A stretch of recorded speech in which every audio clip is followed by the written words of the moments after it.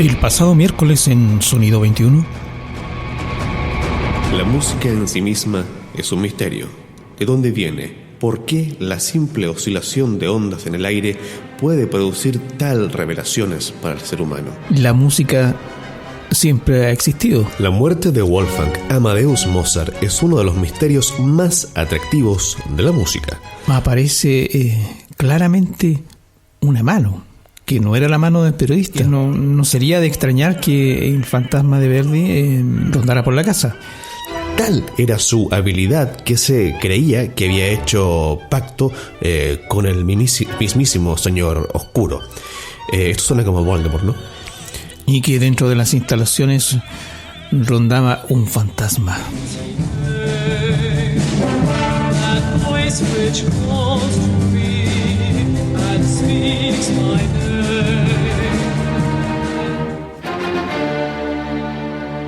Con el auspicio de Disquería Rock and Roll y Soundtrack Producciones,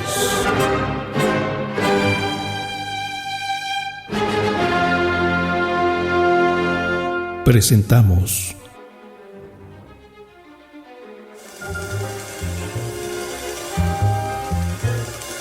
Sonido 21.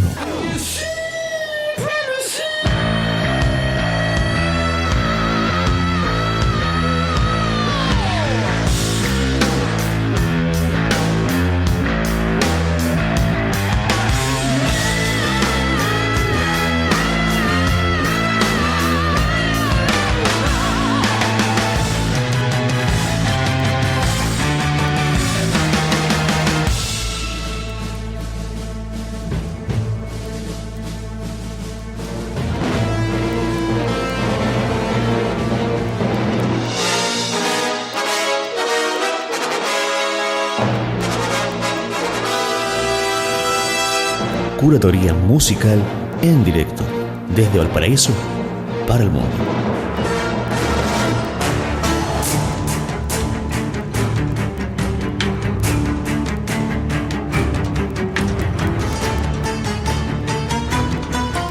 Bienvenidos a la música.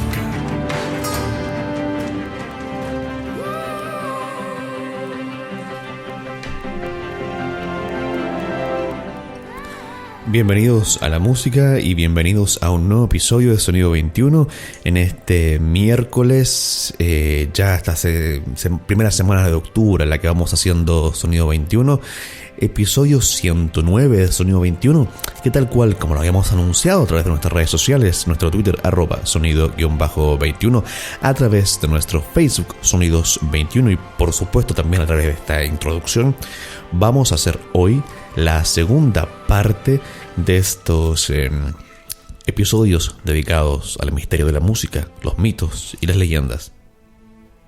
Alex, ¿cómo estás? Muy bien, Diego. Yo diría que súper bien. Se viene un gran episodio hoy día, ¿no?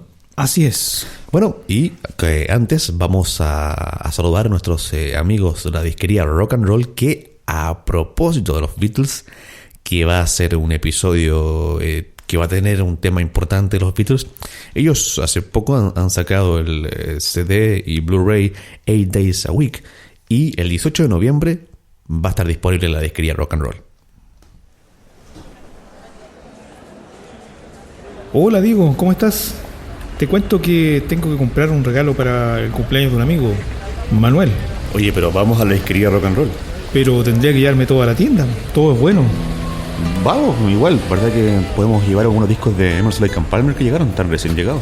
Ya, ok. Y también Genesis. Vamos al tiro entonces. Vamos.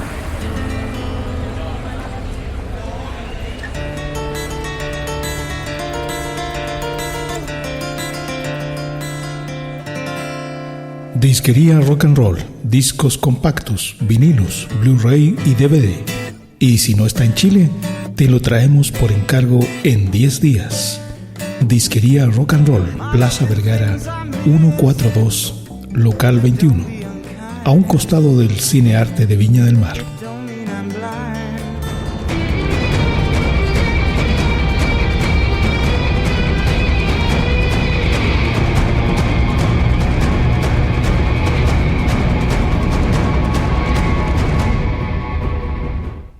Bueno, Alex, vamos a dedicar este primer bloque de este episodio 109 de Sonido 21 a conversar sobre Beethoven, y tú nos traes el tema. En efecto, Beethoven, con una personalidad bastante especial. Era una persona que circundaba los bares cercanos a su casa, pero le gustaba la soledad para poder componer. De hecho, su genio era bastante difícil de llevar. Era un viejo amargado, en resumidas cuentas. Pero era un gallo muy especial, porque también resumía un poquito la imagen de alguien que estaba amargado principalmente en su último momento, ¿no? En aquella etapa en la que estaba sordo, lo cual le producía una tremenda amargura.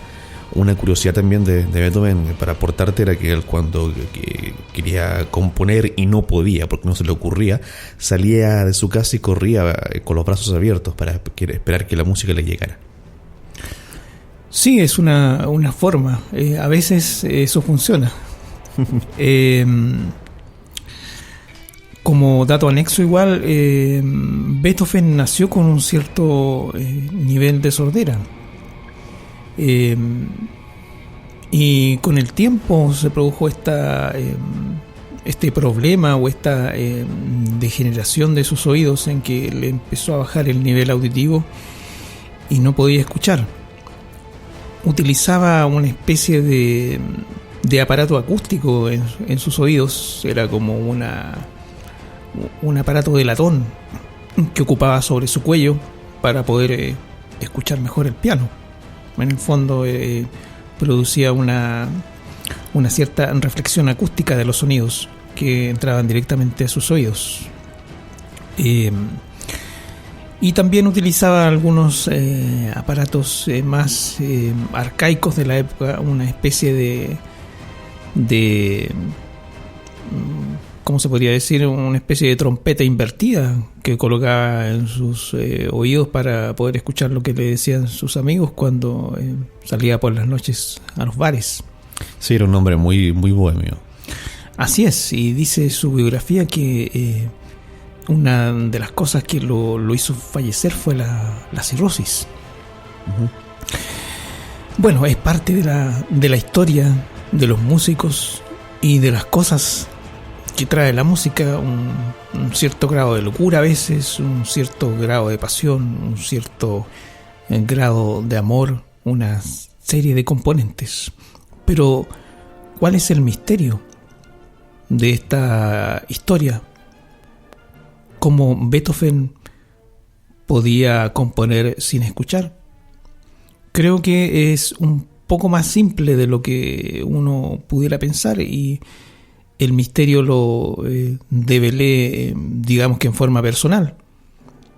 Y la forma en que Beethoven escuchaba era porque tenía la capacidad de imaginar el sonido, imaginar la música dentro de su cabeza.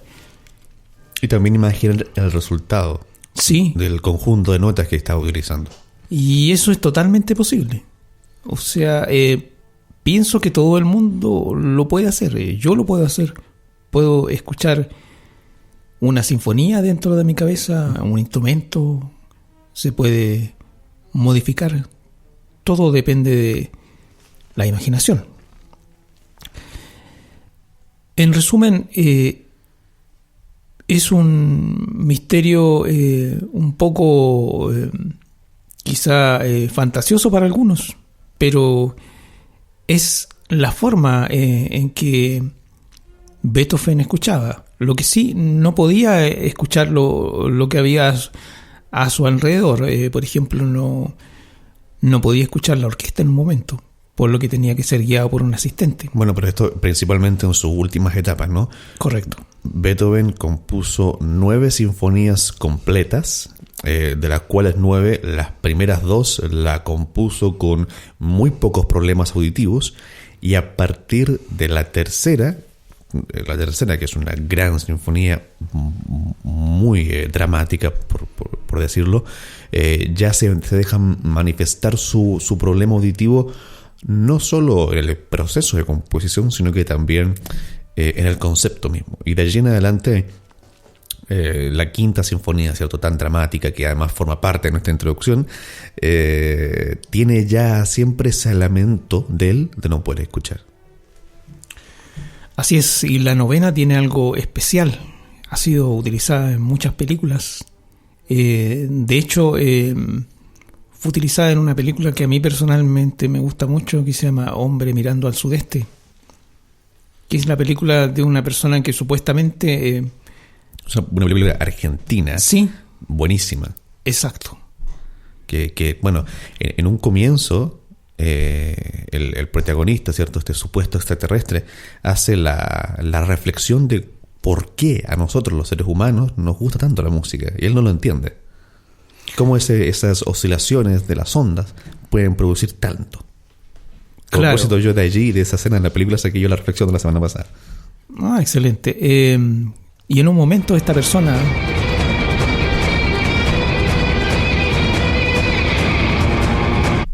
Eso no tenía que pasar. Ah, bien. Sigue nomás.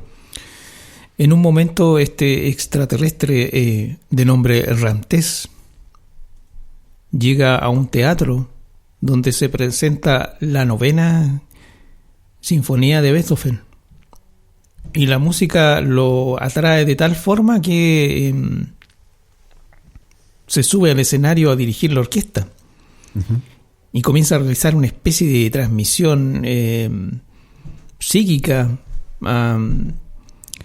a sus demás compañeros en el hospital donde lo tenían recluido, y todo el mundo comienza a sentir la música, algo que no tiene que ver con esta historia, pero sí tiene que ver, que es la forma en que uno puede sentir la música y descubrir qué es lo que es, cuál es el misterio, cómo Beethoven podía escuchar sin escuchar.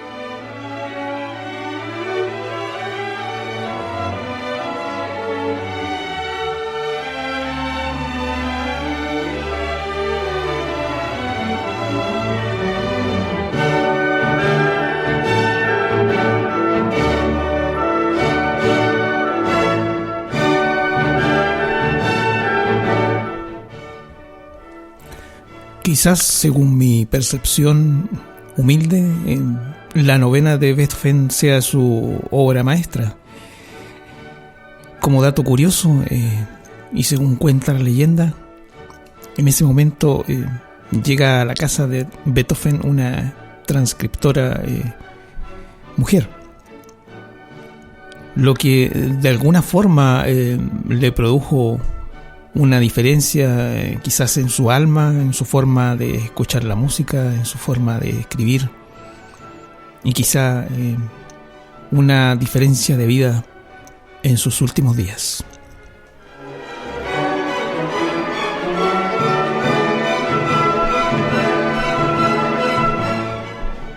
Resulta importante también apuntar el hecho de que Beethoven, cuando compuso la novena sinfonía, él estaba consciente de lo que quería causar en la música, y él estaba consciente de que estaba creando una obra rupturista, ¿no? Es la primera obra, es la primera sinfonía que incluye coros. Por eso muchos en la época le llamaron sinfonía coral, y aún se le llama todavía sinfonía coral. De hecho, la leyenda cuenta de que cuando Beethoven iba a estrenar se dijo a sí mismo: Aquí la música va a cambiar para siempre. Eso no está confirmado, pero la leyenda cuenta que le haya dicho eso. Lo que sí está confirmado es que él, en el proceso de composición de la Novena Sinfonía, que además fueron muchos años, ¿no? Es una obra que a él le costó mucho terminar. Él estaba consciente que quería provocar un cambio en el desarrollo y en la concepción de la música, ¿no? Avanzar hacia una cosa un poquito más experimental. Recordemos que la Novena Sinfonía se sitúa en el marco, en el contexto de una música que es romántica, es parte del movimiento del romanticismo, que después otro alemán, hijo de Beethoven, Wagner, lo lleva a un siguiente nivel, y para muchos Beethoven y Wagner serían los padres de toda la música contemporánea.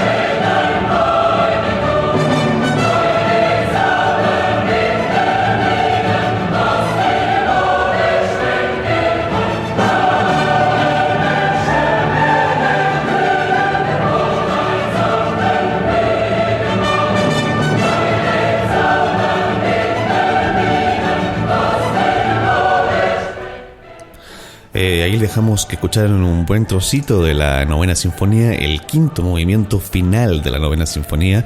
Espero lo hayan disfrutado. Mientras nosotros vamos a ir a una pequeña pausa y vamos a escuchar la cápsula de nuestro querido Alex sobre el piano, ya que estamos en esta semana temática sobre el piano.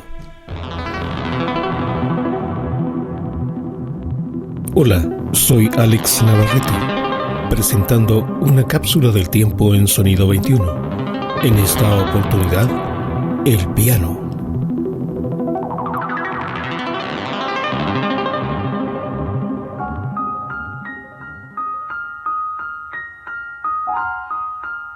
La invención del piano se le atribuye a Bartolomeo Cristofori, de Venecia, Italia. Según una información no tan precisa, el primer piano moderno fue fabricado alrededor del año 1700. El funcionamiento básico del piano es mediante un teclado que acciona un martillo que percute una cuerda. Cuenta con una caja de resonancia de madera, que es el mueble que cubre el mecanismo del piano. Esta caja de resonancia le da el timbre particular al piano.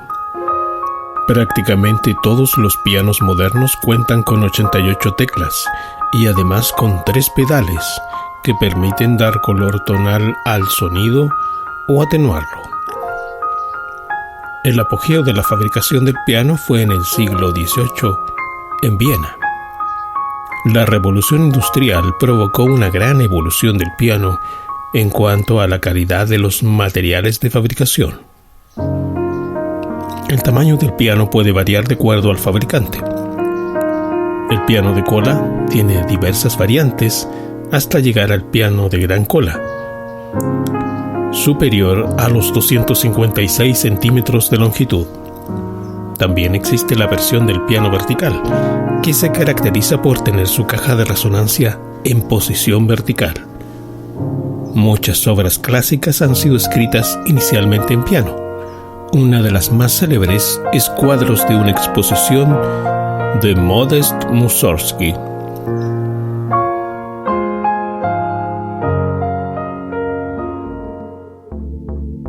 Soundtrack Eventos, servicio de audio e iluminación para tus congresos, seminarios, fiestas empresa, en Viña del Mar y Valparaíso. También proyección, conciertos y registro de voces. Llámanos al 895-86-295. Soundtrack Eventos. Hola Diego, ¿cómo estás?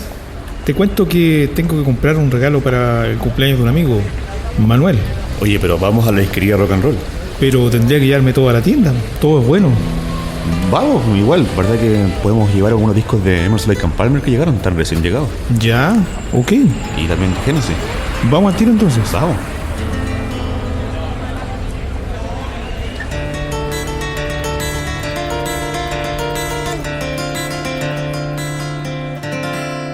Disquería Rock and Roll, discos compactos, vinilos, Blu-ray y DVD.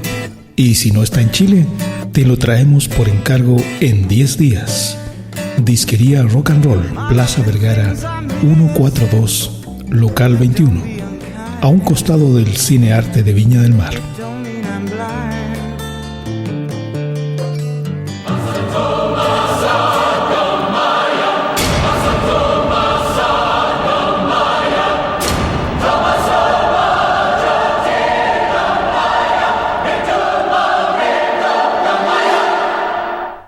Continuamos haciendo este episodio de Sonido 21, el episodio 109 de Sonido 21, el cual está dedicado a los misterios, mitos y leyendas de la historia de la música.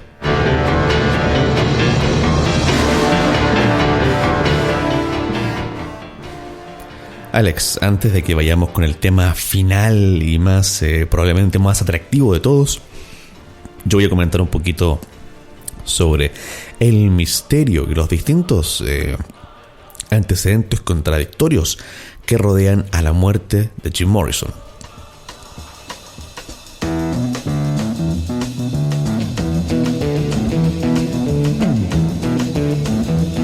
You know the day destroys the night. La verdad es que en junio de este año, del año 2016, se cumplieron los 45 años de la muerte del conocido como Rey Lagarto. Una de las muertes más enigmáticas en el mundo de la música contemporánea y que a medida que van pasando los años sigue dándonos material, distinto tipo de materiales y de informaciones difusas y contradictorias, como dije hace un momento atrás. Según relata la versión oficial, Jim Morrison murió el 3 de julio de 1971 de un ataque cardíaco en la bañera de su departamento en París, donde vivía con su novia Pamela Courson.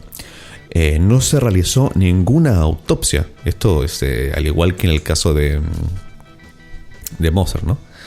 No se realizó ninguna autopsia y según el acta de defunción la causa de muerte sería un paro cardiorrespiratorio.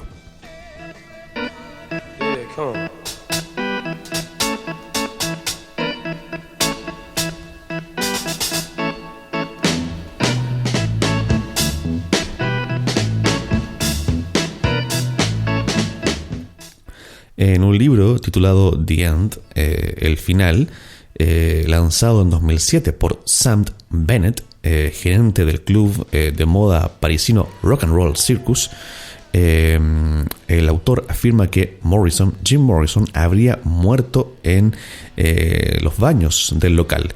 Según esta versión, la noche del 2 de julio, después de una desenfrenada celebración en donde consumió vodka y cerveza, el cantante se encerró en el baño del club después de comprar una dosis de heroína para su pareja Pamela Courson.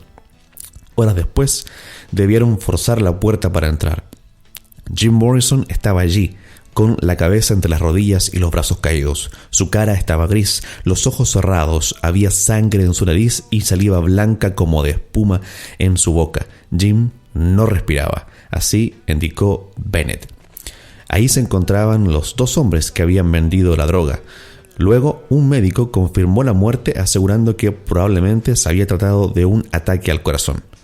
El propietario del club no quiso llamar a la policía para evitar un escándalo y finalmente los vendedores de droga fueron quienes sacaron su cuerpo del lugar y lo trasladaron a su departamento en la calle Beurtalis.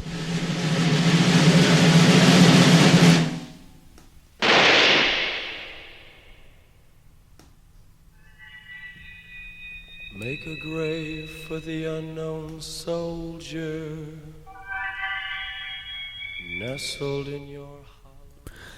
En el año 2014 lo trasladaron. En el año 2014 la cantante y actriz Marianne Faithfull develó que Morrison fue asesinado accidentalmente por el vendedor de heroína Gene Bradford. En una entrevista con el periodista Tom Doyle a la revista Mojo o Mojo, la mujer, quien mantuvo una relación sentimental con el denominado Camello de las Estrellas, el vendedor de drogas, relató que en aquella ocasión decidió no seguir a su pareja, que supuestamente debía reunirse con Jim Morrison, ya que sintió que algo no andaba bien. Finalmente, esa noche, el aristócrata francés que suministraba drogas a conocidos personajes de la industria musical acabó con la vida del músico de manera accidental al suministrarle una sobredosis de heroína. Según relatan cercanos al traficante, la historia real sería que Bradford vendió a Morrison heroína de alta pureza.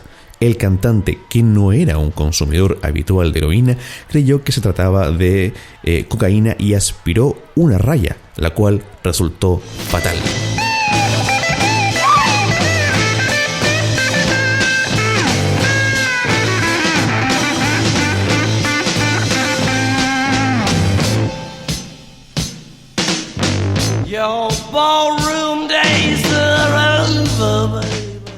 Muchas de de las cosas que se dijeron después de la muerte de Jim Morrison parecen no calzar, fíjense.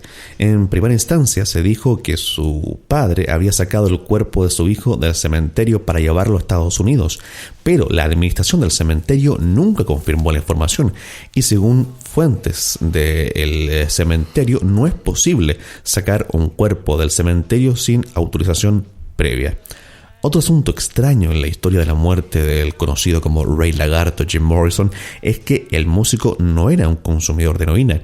Si bien consumía varios tipos de drogas, como es el caso del LSD, cocaína, peyote y otras sustancias alucinógenas, jamás se inyectó heroína, principalmente porque sufría de fobia a las agujas. Se sabe también que los únicos que vieron el cuerpo fueron Pamela Courson, su novia, y un médico que ya no ejercía su profesión, ya no ejercía como médico. Este punto ha generado bastante especulación en torno a que se trataría de un montaje realizado por el propio Jim Morrison para aparentar su muerte y poder huir de la fama y de una vida de excesos. A pesar de que la lista de estrellas de quienes se ha dicho que han fingido su muerte sigue aumentando con cada extraño deceso de las celebridades, como es el caso de Elvis Presley, Jimi Hendrix, Michael Jackson, y en cualquier momento va a aparecer la teoría de que Gustavo Cerati no está muerto. La hipótesis sobre la falsa muerte de Jim Morrison cobra fuerza en el imaginario colectivo gracias a personas que indican haberlo visto en un café de París y en sitios de mala reputación de Los Ángeles, por ejemplo. Esto sumado a que sus tarjetas de crédito y sus pasaportes siguen vigentes. Tell all the people that you see, follow me down. Tell all the people that you see will be. El tecladista de The Doors, Ray Manzarek, declaró en una entrevista lo siguiente: si existe un tipo capaz de escenificar su propia muerte, creando un certificado de muerte ridículo y pagando a un doctor francés y poniendo un saco de 150 libras dentro del ataúd y desaparecer de alguna parte de este planeta, África, quién sabe, ese tipo es Jim Morrison. Él sí sería capaz de llevar todo esto a buen puerto. Couples naked race down by its quiet side, and we laugh like soft, mad children, smug in the woolly cotton brains of infancy. Alex, ¿qué te parece a ti este asunto de la supuesta fingida muerte de Jim Morrison? Sí, puede tener algo de cierto. Quizás muchos músicos quieran pasar al anonimato y vivir una vida tranquila, sin mayores contratiempos. Tiene sentido, ¿no? Sí. ¿Cuánto crees tú que falte para que se asegure que Gustavo Cerati no está muerto? Es que eso es más difícil por el hecho de que estuvo mucho tiempo supuestamente en estado vegetal. Pero nadie lo vio. No se permitía verlo. La madre de Gustavo Cerati no permitía que vieran a Cerati en coma. Si es así, puede pasar un par de años. En cualquier momento va a aparecer la teoría, sí.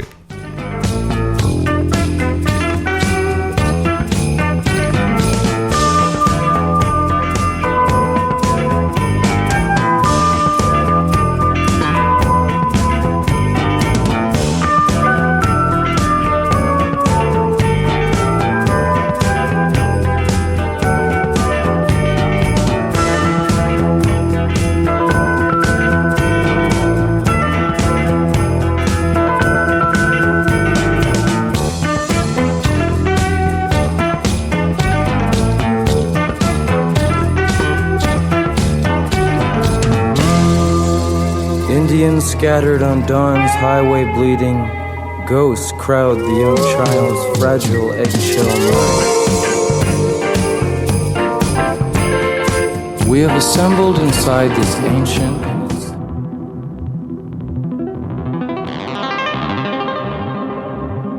Hola, soy Alex Navarrete, presentando una cápsula del tiempo en Sonido 21. Hoy hablaremos sobre mezcladores de audio.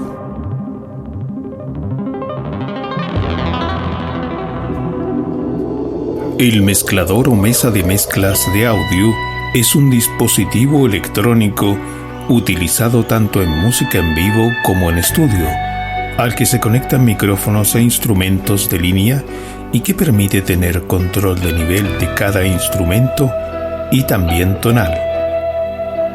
Es utilizado también en radioemisoras y en grabaciones en terreno. Otra característica de las mesas de mezcla es que permite la panoramización, es decir, ubicar los instrumentos en su forma original en el espacio, lo que da como resultado un sonido envolvente o estéreo. Las primeras mesas de mezcla datan de 1922, utilizadas principalmente en la transmisión radial. En 1950 se funda Universal Audio, compañía que fabrica los primeros mezcladores enfocados a la grabación en estudio. En los años 50 era bastante común que los estudios contrataran ingenieros electrónicos para adecuar consolas de audio a sus requerimientos. Así grabó, por ejemplo, Elvis Presley y Johnny Cash.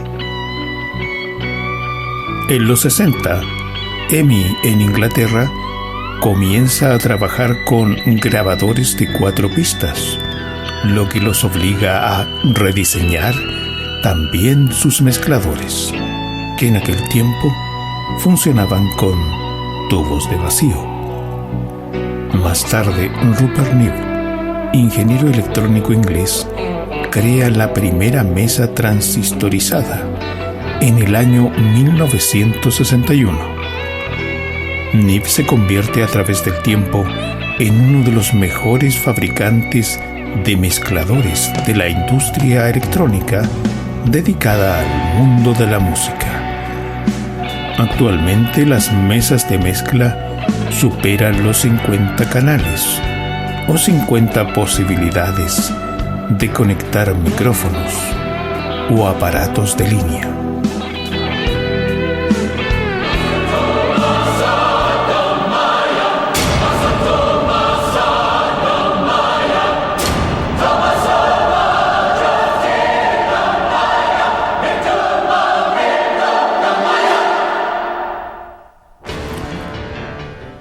Continuamos haciendo Sonido 21, este episodio 109 de Sonido 21, segundo episodio de Sonido 21 dedicado a los mitos, leyendas y misterios de la historia de la música. Alex nos va a presentar probablemente el que es uno de los más interesantes de todo. En efecto, Diego, la muerte de Paul McCartney está decorada, usando términos poéticos, con una gran cantidad de misterios, algunos comprobados, otros que realmente han sido una farsa. En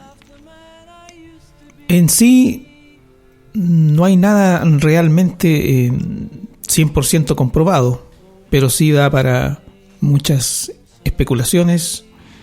Hay investigadores y escritores muy serios que se han dedicado a este tema y da para escribir uno y muchos libros, para hacer 1 y 1000 programas. Alex, cuéntanos tú primero, antes de que vamos a introducir a nuestra invitada, cuál es la leyenda que hay detrás de esto, narrarla en el máximo descripción posible para que luego vayamos a presentar a nuestra invitada de honor de esta noche. Perfecto. Según la leyenda se dice que Paul McCartney falleció en el año 1966 a raíz de un accidente no muy claro en su automóvil, luego de una discusión que tuvo con la banda, y lo encontraron muerto. A raíz de eso, la producción de The Beatles decidió reemplazar a Paul debido a una supuesta posible suicidio colectivo de los fans, como piedra angular de esta teoría. Entonces se recurrió a un doble que ganó el concurso de parecidos a Paul McCartney, y se le sometió a una cirugía y a todo un proceso de transformación para crear un nuevo Paul.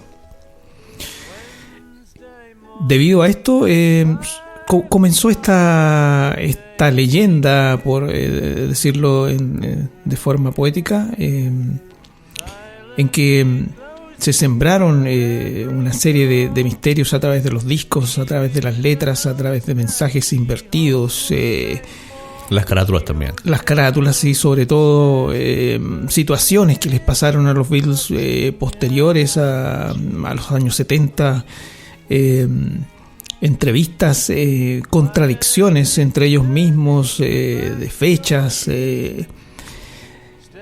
y toda una serie de, ¿cómo se podría decir?, de leyendas que se fueron tejiendo a través del tiempo. Y por esas casualidades de la vida me topé con la investigación de una escritora española, Ley Ruth, que nos concedió una entrevista, ya que ella escribió un libro y lleva más de 4 años investigando este misterio. Bueno, nosotros hemos establecido un contacto con ella y de inmediato vamos a iniciar una conversación junto a ella después de una pequeña pausa musical para establecer cualquier detalle de la conexión. Hola Diego, ¿cómo estás? Te cuento que tengo que comprar un regalo para el cumpleaños de un amigo, Manuel. Oye, pero vamos a la disquería Rock and Roll. Pero tendría que llevarme todo a la tienda, todo es bueno. Vamos, igual, ¿verdad que podemos llevar algunos discos de Emerson, Lake and Palmer que llegaron, tan recién llegados? Ya, ok. Y también de Genesis. Vamos al tiro entonces. Vamos.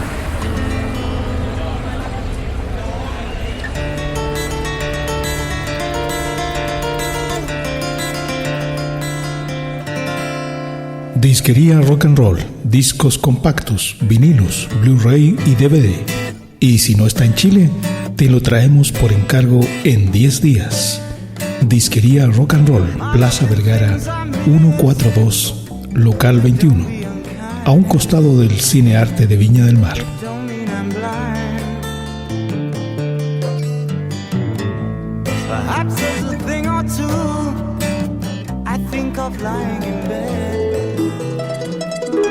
Bueno, Alex, y tal cual como ya lo habíamos anunciado, ya contamos con nuestra invitada, que tú pasas a presentarla. Gracias, Diego. Nuevamente, hoy día por lo menos no hace frío y como siempre con un café, y comenzamos esta entrevista con esta pequeña nota introductoria. Debido a mi curiosidad, la semana pasada hicimos un episodio sobre misterios de la música y tomamos entre todos la misteriosa historia de Paul McCartney, y nos contactamos por casualidad o por esos azares del destino con una escritora española, Ley Ruth, a quien tenemos en línea, y ella lleva 4 años investigando este tema. Ha escrito un libro, El gran misterio de los Beatles. Tiene muchos artículos, no solo de Paul McCartney, sino también de John Lennon, por lo que ella me cuenta y lo que revisé a través de la web, que son muy, muy interesantes y que dan mucho para pensar. Entonces, nos contactamos, digo. Uh-huh. Y vamos ahora a iniciar esta conversación. ¿Cómo estás? Hola, ¿qué tal? Muy bien, muchas gracias. De estar aquí. También un viaje en el tiempo en esta conversación, ya que nosotros estamos unas 4 o 5 horas más atrás. Sí, es cierto, aquí son las 5:30 de la tarde. Oye, empieza a contarnos cómo nace esta investigación tuya.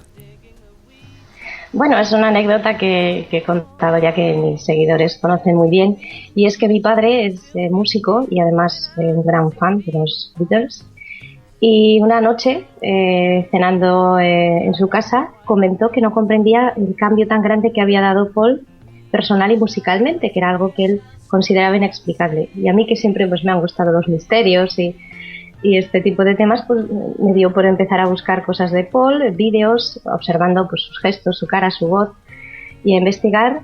Y efectivamente pues noté un cambio muy brusco a partir de un momento determinado, pues, el otoño de 1966.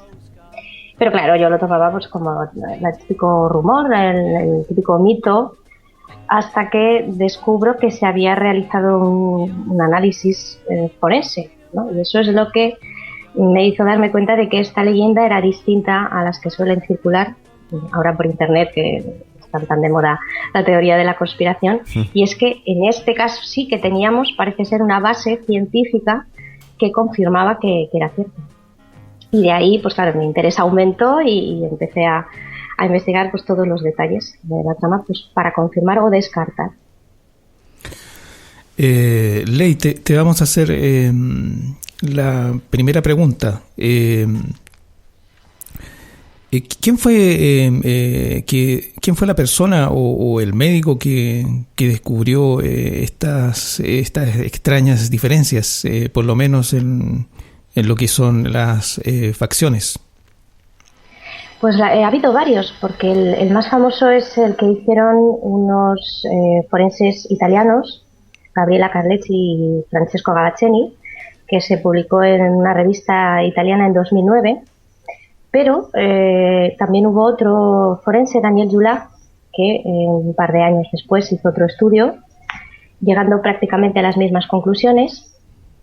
Tenemos también a una grafóloga, Elena Marchetti, tercera italiana, que realizó un análisis de la escritura de Paul antes y después de la fecha que se supone que fue sustituido, y dijo que efectivamente las diferencias eran notables.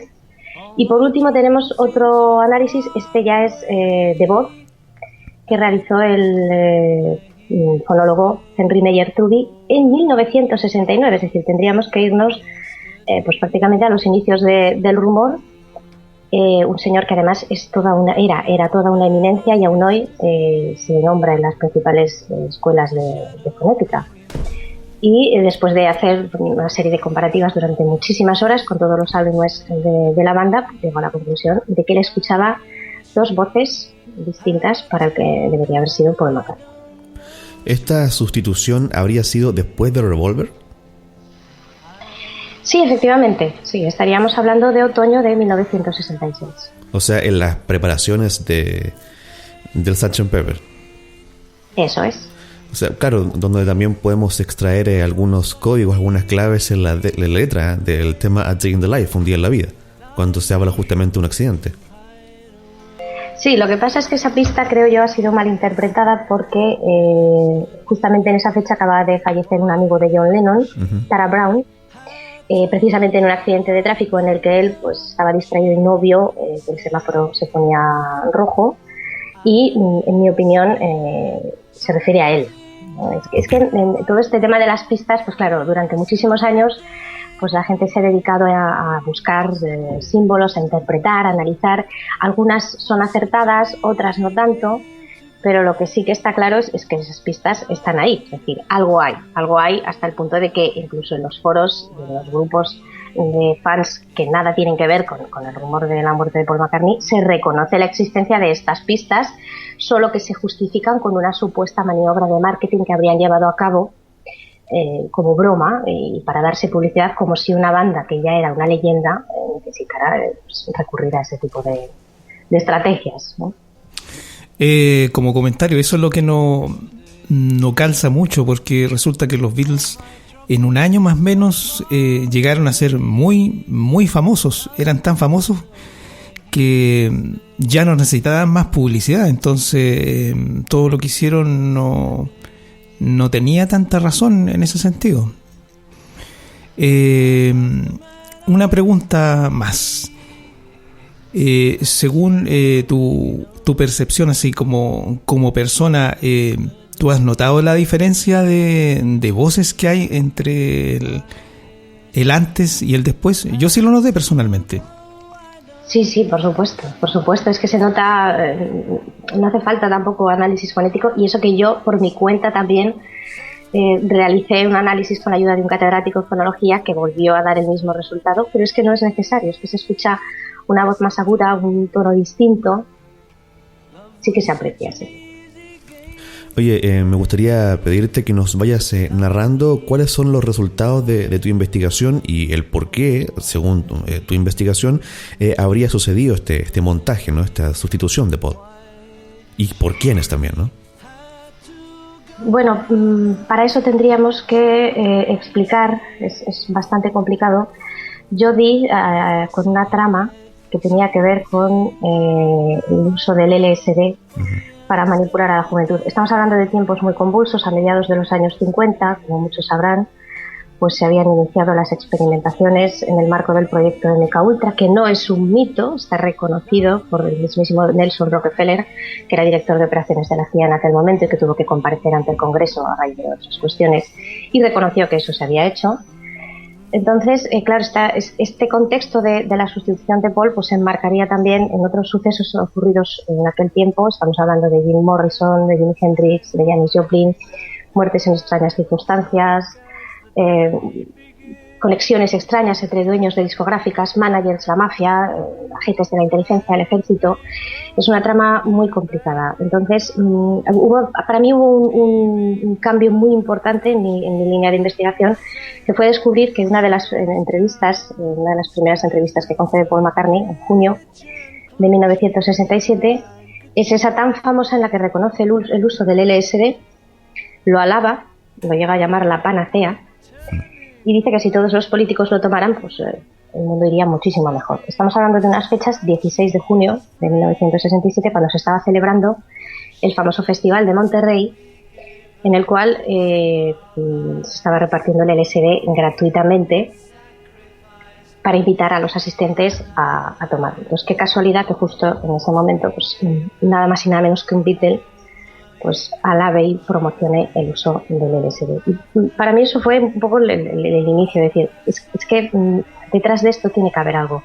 Luego tenemos el famoso manifiesto SOMA, unos 15 o 20 días después, en el que se pedía la legalización de la marihuana y la liberación de las personas que habían traficado con drogas. Y finalmente tenemos un desmentido público de George Harrison, John Lennon y Ringo Starr en agosto de ese año, en el que reniegan del uso de drogas, en especial del LSD, que sucede 1 o 2 días antes del fallecimiento de Brian Epstein. Fue entonces cuando descubrí que detrás de todo esto tenía que estar esta trama del LSD, de la utilización de artistas como propaganda, como influencia, y bueno, por eso amplié un poco la investigación a hablar del Club de los 27 que todos conocemos y de otros casos.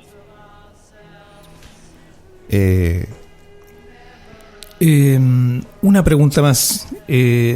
¿Nos podrías comentar un poco de ese supuesto testamento que dejó George Harrison, que fue grabado, que eran 2 cintas de microcassette?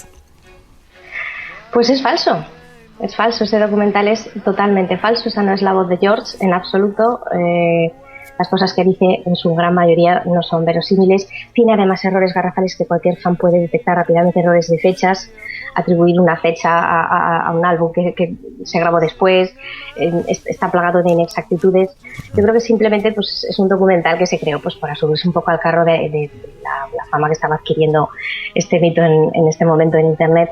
Lo que sí es verdad es que en el año 2000 se publicó en Internet una página que se llamó el 60if, que fue rápidamente hackeada y eliminada, en la que supuestamente se publicaba un texto de George Harrison poco antes de morir y daba algunos datos y parecía confirmar el tema de Paul, pero es un texto que no nos ha llegado íntegro. Entonces puede ser lo mismo que el documental o puede ser que realmente tuviera datos verdaderos, y en él se hablaba pues de donde se han sacado pues todos estos datos que circulan de que Paul pues, fue encontrado pues, en muy mal estado, de que de ahí viene lo de yo soy la morsa, una serie de detalles.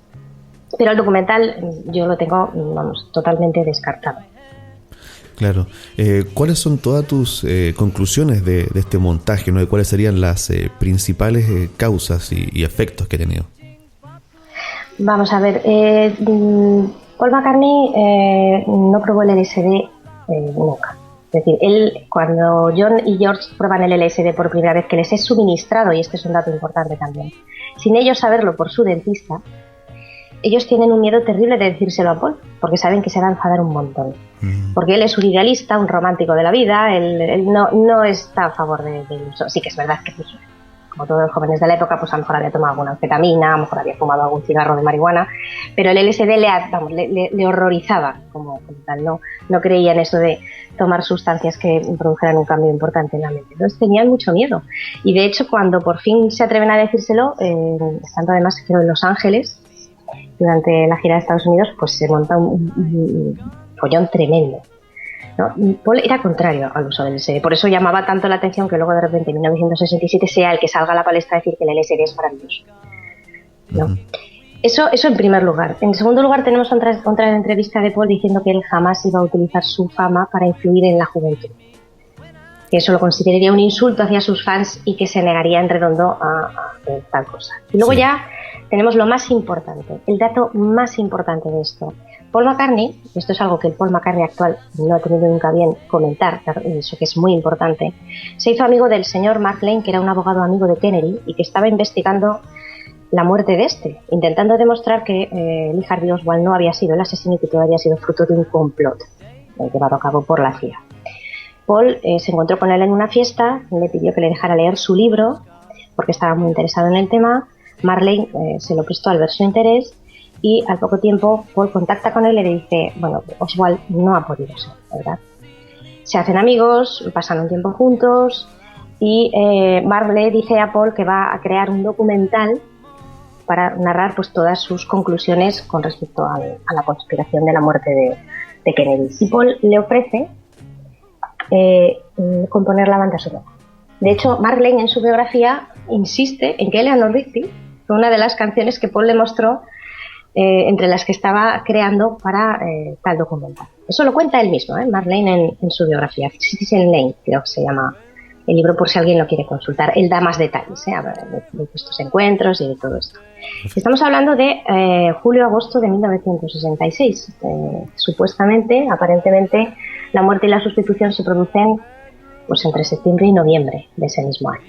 Entonces son muchos los hechos que parecen darnos a entender que Paul, en primer lugar, era un poco rebelde, más que John, aunque siempre nos hayan pintado a John como el rebelde, pero el rebelde era él, hasta el punto de ir a Estados Unidos y denunciar el racismo con todas las letras en muchos de sus estados, que Paul no quería utilizar su influencia pues para decirle a la juventud lo que tenía que hacer y que encima se estaba metiendo en asuntos pues bastante comprometidos. De hecho, esto sí que lo querría recalcar porque me parece un dato muy bonito.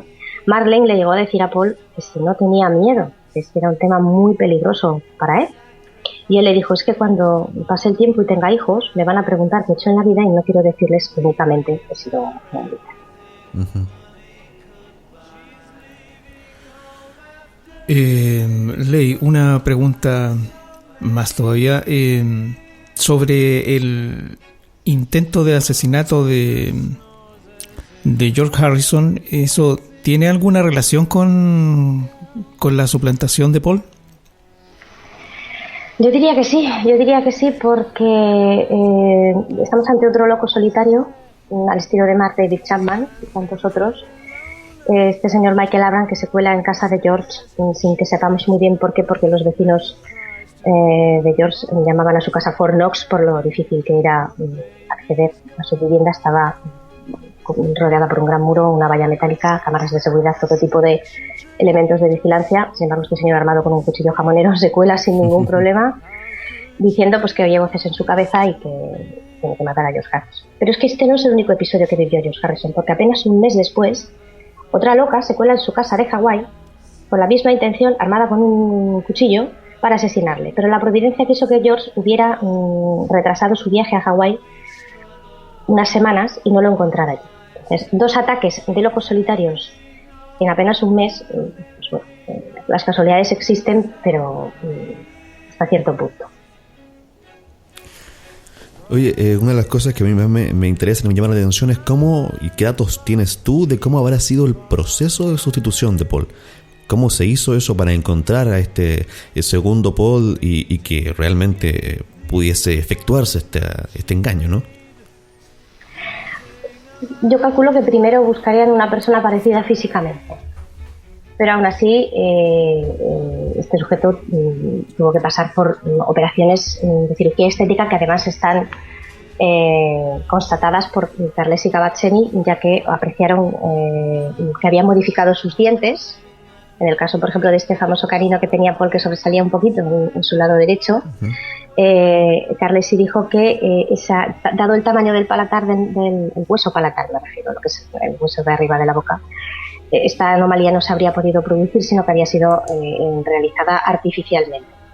También Cavazzeni detectó como una sombra en uno de los ojos, en todas las fotos que había al principio de Paul, como intentando disimular algún tipo de marca, cicatriz o rojez que pudiera tener en ese momento. Entonces, se sometió a operaciones, eso está claro. Cuando Paul McCartney, entre comillas, viaja con Mal Evans a Kenia para ese safari, se ingresa en el Hospital Nacional de Nairobi, que era un hospital regentado por británicos, y luego vuelve pues con otro aspecto distinto también. Y luego está el tema de la voz, y de aquí tenemos que volver otra vez a Henry Meyer-Truby, al fonólogo que dijo escuchar 2 voces, porque él creyó percibir una tercera voz en alguna de las canciones. Es otra de las líneas que se ha estado investigando muchísimo también, porque parece ser que al menos al principio hubo una tercera persona que cantaba haciendo como que era. Y también tuvo que entrenársele, ¿no? Entrenársele para tener las mismas habilidades, ¿no? Paul McCartney tocaba el bajo, tocaba la guitarra, tocaba el piano y además tenía una forma particular de componer, que algunas personas sostienen también de que esto cambió desde ser una composición más armónica a una más melódica. Sí, pero el tema de la composición de las canciones es otra cosa que hemos investigado muchísimo y hemos llegado a conclusiones sorprendentes. Una de las más importantes es la canción Hey Jude, por ejemplo, y es que es posible que Paul McCartney, el nuevo Paul McCartney, no compusiera todo lo que nos han dicho que compuso, sino que esto lo hicieron John Lennon y George Harrison, atribuyéndoles pues los créditos a él. Y en el caso de Hey Jude tenemos además un dato muy curioso, un experto en música clásica en este caso, que es el profesor Soria, almeriense, que descubrió por casualidad la enorme similitud que había entre algunos de los acordes de Hey Jude y una melodía popular de Almería que se llama el Fandanguillo de Almería. Almería es el lugar donde John Lennon pasó una temporada mientras grababa su película How I Won the World. Descubrió este señor que en una de las iglesias del pueblo de Carboneras, que es donde estuvo donde estuvo John Lennon, en una de las iglesias el reloj cuando hacía sonar las horas ponía un fragmento de esta melodía. Y la verdad es que es sorprendente. Yo hice un vídeo incluso comparando ambas melodías y es verdad, es muy muy parecido. Tanto es así que el profesor Soria contactó con el alcalde del Ayuntamiento de Carboneras para pedirle más información, porque dijeron que esto ayudaría muchísimo al turismo de Almería si se demostrara que Hey Jude había sido inspirada en una canción de allí. Claro, es un tremendo orgullo para ellos. Y sin embargo, claro, el alcalde dijo que no, porque claro, la canción había sido compuesta por Paul McCartney y Paul McCartney no había estado en Almería. Claro, si eliminamos el elemento de la ecuación de que Paul McCartney compuso Hey Jude, pues tenemos a Fandanguillo de Almería, John escuchándolo todos los días, pues parecería como que él influyó mucho más en esa canción, ¿no? De lo que nos quieren hacer creer. Y como esa tengo otros ejemplos, es decir, hay ejemplos de Let It Be, hay ejemplos de otras canciones. Ley, una consulta más. En una de sus últimas entrevistas, George Harrison, y lo escuché personalmente, se refiere a Paul como Paul, que es el nombre que supuestamente utilizaban los Beatles para referirse al nuevo Paul. Eso, ¿a qué se debe esa nomenclatura? Bueno, según se dice, fue una idea de John, que le gustaba mucho jugar con las palabras. y era una mezcla entre Foals y Paul. Y de ahí surgió Fall, y que dicen que ellos le llamaban así, Fall. Y a raíz de eso, pues todos los que investigamos o seguimos este tema, pues para no confundirnos, al Paul, que sería el verdadero, le decimos Fall, y al falso le decimos Fall. Correcto. Sí, es muy raro que después de tanto tiempo George se refiera a Paul como Fall. Eso llama tremendamente la atención. Sobre todo para las personas que no creen en esta suplantación. Te quería consultar también por la muerte de John. Supuestamente una semana antes de su fallecimiento o asesinato, John le manifiesta a George que va a contar toda la verdad acerca de la suplantación de Paul. ¿Eso tiene alguna sustentación periodística o dentro de lo que tú has investigado es realmente cierto? No se sabe que le dijera eso. Lo que sí sabemos es por el productor de John en aquel momento, que estaba preparando un proyecto que llevaba más o menos en secreto, que tenía que ver con los Beatles, que iba a sacarlo a la luz el año siguiente, y que una de las cosas más escalofriantes que hay sobre la muerte de John es que le dijo que él sabía que iba a durar poco tiempo, que los días que estaba viviendo eran tiempo de descuento. Eso está contado, narrado por el mismo productor, porque claro, es relevante que poco antes de morir John le manifestara que temía por su vida, como si realmente pues sí estuviera preparando pues algo que fuera arriesgado. De hecho, tenemos esa canción que él escribió, una de las últimas que compuso y que grabó, dedicada a Dios, el Me to Help Myself, en la que al principio él dice: he tratado durante mucho tiempo de mantenerme con vida, pero el ángel de la destrucción planea sobre mí. Como si estuviera diciendo, es que sé que estoy en peligro. Uh-huh. Y le pide ayuda a Dios para hacer algo que cree que debe hacer.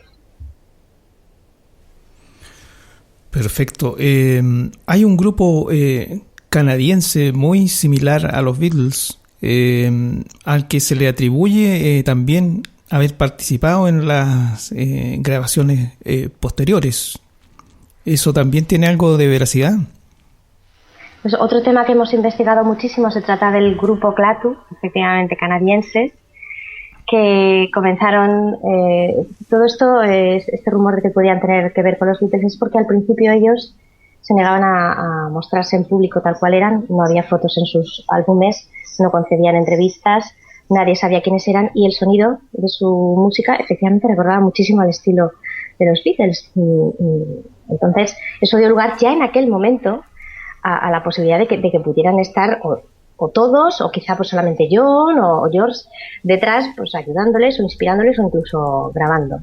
Y la verdad es que ellos mismos han jugado mucho con eso, porque aunque posteriormente por fin dieron a conocer sus nombres y sus verdaderas identidades, pues aunque pretenden desmentirlo, pero a lo mejor en su página web hacen referencias curiosas a los Beatles, en las letras de sus canciones tienes alusiones curiosas, extrañas, hablan de muerte.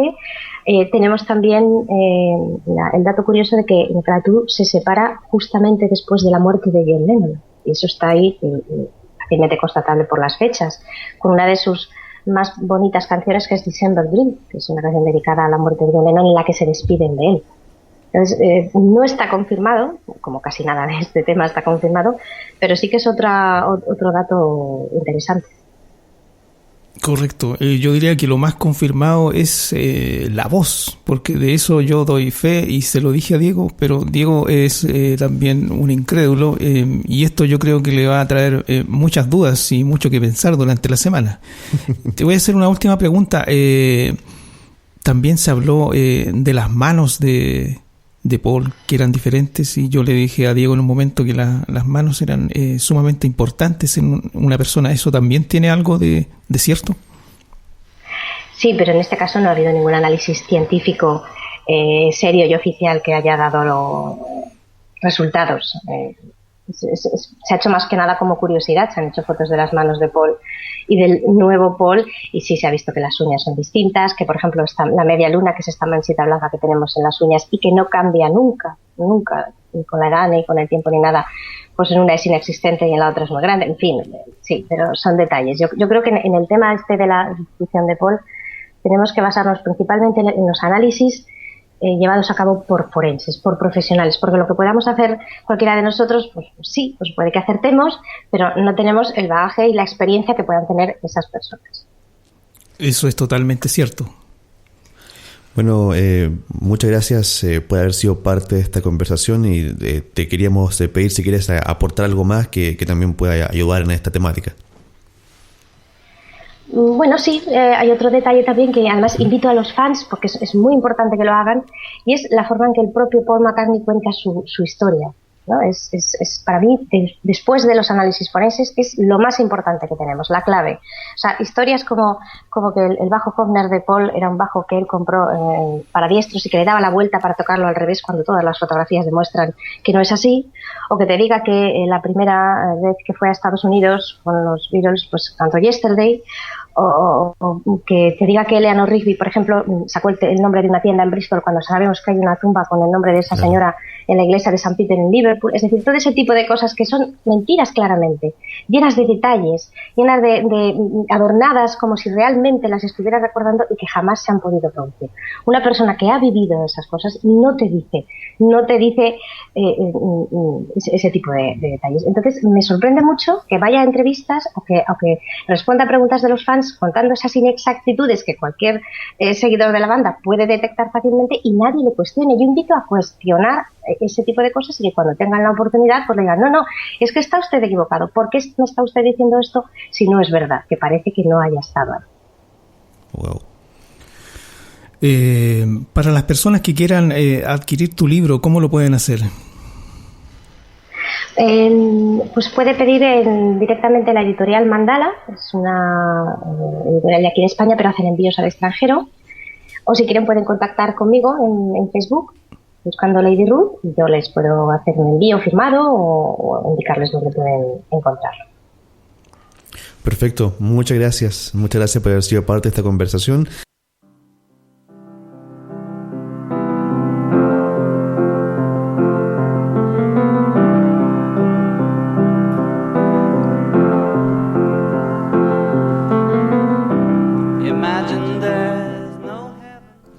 Así vamos cerrando este episodio 109 de Sonido 21, segundo episodio dedicado a la temática de los mitos, misterios y leyendas.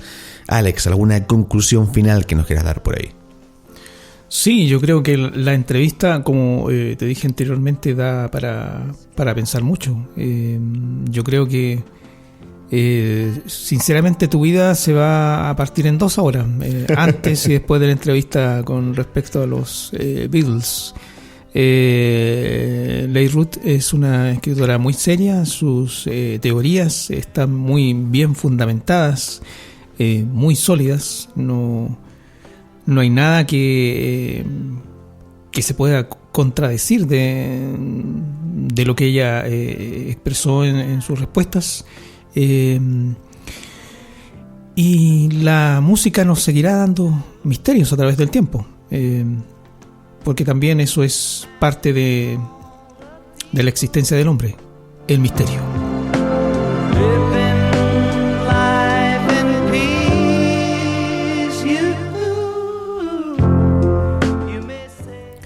Bueno, por mi parte le quiero agradecer a todas las personas que estuvieron acompañando en directo en esta noche de día miércoles, episodio 109 de Sonido 21.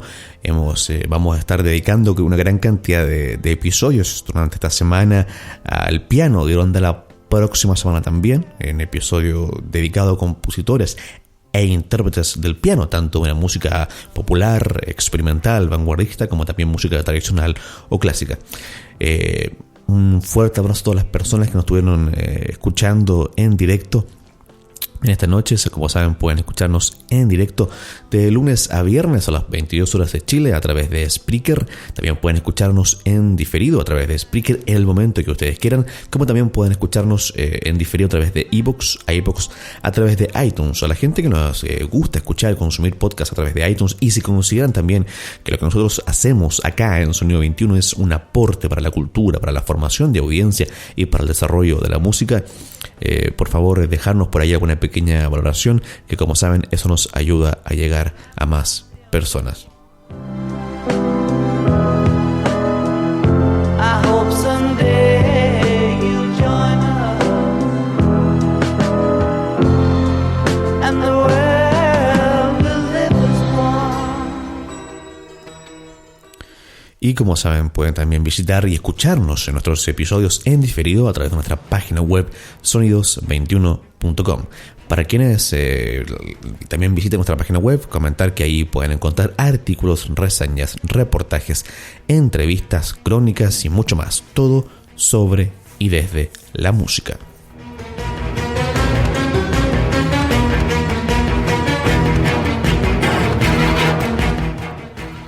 Yo soy Diego Villavicencio y me despido. Alex Navarrete y también me despido.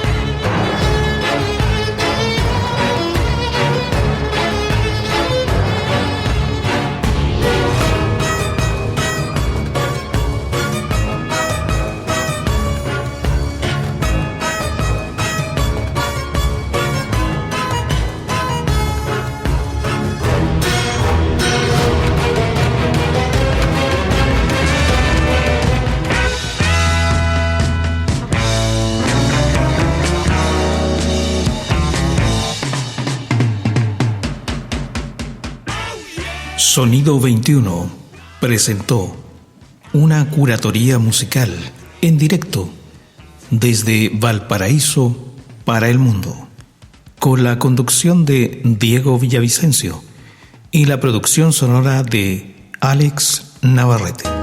Así en esta banda decimos adiós y al final te ataré con todas mis